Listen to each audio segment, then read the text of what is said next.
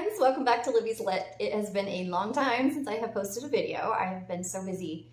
The month of April is probably one of the busiest months of the year for me. I live in a subdivision. I've got kind of a big yard. And what happens is I have so much to do because at the end of the summers, I just get tired of doing work. I get tired of being out in the heat, and the humidity. August here is just so hot and humid and uncomfortable, and I don't like being out there. I like to be outside, but like parked in the hammock in the shade outside. I don't like to be doing work out there. But in the spring, I love it. It gives me so much energy. I like to be outside and just get my hands dirty, get out there. So that's what I've been doing. I've had so much catch-up work to do. And one of the things I've been doing, you know, in my first video, I talked about how I was giving up dating. And I'll just give you a little history on that. I was seeing somebody for about 6 months. And I had this tree fall in my backyard. It's at the tree line, and behind me is kind of nobody owns it. I mean, someone owns it, but nobody lives back there. So there was a tree, and it just kind of fell, and some of the branches came into the yard. And it's hard to describe it. It was something I could do myself, but this guy I was seeing, you know, heard about it, and he said, well, I'll do it. I'll come out there and I'll do that for you. And he didn't do it. And then he check in every once in a while and say, you haven't gotten that tree yet, right? Because I'm coming out there, I'm going to do it. And I just never did. It's kind of like the whole story of our whole dating time together. Just didn't follow through on anything. So that's, you know, why that ended. But so it's just been a real burr in my bonnet to look out there and see that. I had bought a little chainsaw, and then I got too scared to use it. As I was reading all these things like, oh, you've got to be so careful and do this and that, and this could happen. I thought, you know what, I don't want to chop my fingers off trying to use a chainsaw. I don't trust myself. So I bought myself this little saw, and I got out there and I did that, and I got it all cleared away. Even sawed it up into little pieces that I can burn, put them in my little burn pile, and it felt so good to do that. I just felt so light after doing that, because now I don't have to look out there and be reminded not only of, you know, that mess in my yard, but also of a relationship that went sour, of somebody not keeping his promises. You know, just a reminder over and over and over again of how I had these high hopes and they didn't go anywhere, and it just, such a crappy thing. It just kind of soured my whole summer last year. So this year I'm really trying to, I don't know if I want to say make up for that, but I am trying to really get out there and make it nice. And they recently put a sidewalk through my yard, and I was really annoyed by that, to be honest. Why couldn't they put it on the other side? You know, why did I have to have this? I used to have a field behind my house, and there was nothing back there. The road ended, and then they put the road through, which is okay, but now they've got a sidewalk. Everybody walks, and my dog is constantly barking at everybody, and it can get annoying. But this year, I just wanted to make it nice, so I'm working on edging it. I'm working on this flower bed I have on the side of my house. I put wildflower seeds in there years ago, and they took off, but I mean, they really did well, but they look crappy most of the time. It mostly looks like overgrown weeds, except for like the week that everything blooms, and then it goes back to looking like weeds. So I decided this year I'm going to get those out of there. I kept a few things, but most of it went. It had gotten crazy. I couldn't plant anything in there. Things were just taking over, and like goldenrod. Who needs goldenrod in your garden? I don't. I got it, you know, growing along the fence line, so I don't need that. You know, I always think about the bees and the birds and things like that that need, you know, those natural growing things, but I think we can make that happen and still have a nice looking bed over there. So I brought in stones and mulch and all this stuff. So I've been doing all this work, and that is why I have been out of commission for doing any videos, because even when I had the time or the energy, I'd be looking trashy because I just came in from, you know, sweating or wiping mud across my face or something. So here we are, we're gonna start over. And I have been reading. I have been reading quite a bit. And my current read is Anne of the Island, Ellen Montgomery. I've read her biography, and not Anne's, but Ellen Montgomery's. And I was determined to read through all of the Anne books, if not all of the Ellen Montgomery books. And so I have the collection of Anne. So this is the third book in the series, and I'm hoping to get through them all. I kind of have been at a standstill because I got caught up reading my other book. But Anne of the Island, you know, Ellen Montgomery, you could be like, oh, well, those are like YA books, and why would you read those? But there's such a great read for spring. I don't know any book or series of books I like better in the spring, because she just talks nature up so beautifully. Nobody that I know has ever written as well about nature. And it just makes me feel at home and makes me feel comforted. And what's so funny too about Ellen Montgomery, and something I noticed, is that for a while there, I was having trouble reading her books. They would make me sad. And I think it's because I relate Ellen Montgomery to like my youthful hopes. So when I was in high school is when I discovered Anne of Green Gables, and it just gave me such hope and such direction, if you will, and so much motivation to write and for the type of life I wanted and that sort of thing.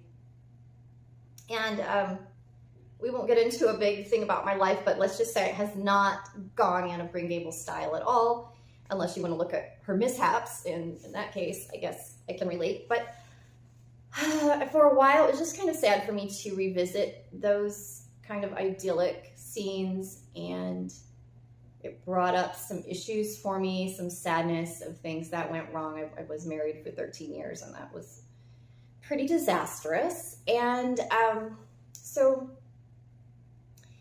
reading it this time, I'm finding that I am back in that space, that warm, comforted space when I read it. And so I'm really enjoying the series, and it's making me happy again. And that makes me so happy because, I mean, it's been years since I've really been able to read Ellen Montgomery and fully enjoy it and embrace it. So I'm excited about it. It's, you know, it's just a comfort read. And I do have other books on the side that I'm reading as well, but I want to get through the series because it just brings me a lot of happiness. Finally. So then I've been reading Jane Austen at Home by Lucy Worsley. She's a historian. If you've never seen her, she does a lot of history, like maybe History Channel shows, things like that. She goes through great houses and talks about interesting ways of life and that sort of thing. Love her so much. And this is a really good book. I have read another biography of Jane Austen that I enjoyed as well. I don't know who wrote that. That was quite a few years ago that I read it, so sorry, I don't know who wrote that book. But this biography is told in Lucy Worsley style, where it's very casual, but she hits a lot of good points. She forms a few little theories and things like that that maybe haven't been visited before, but it's just an easy kind of read, makes you interested in the whole family.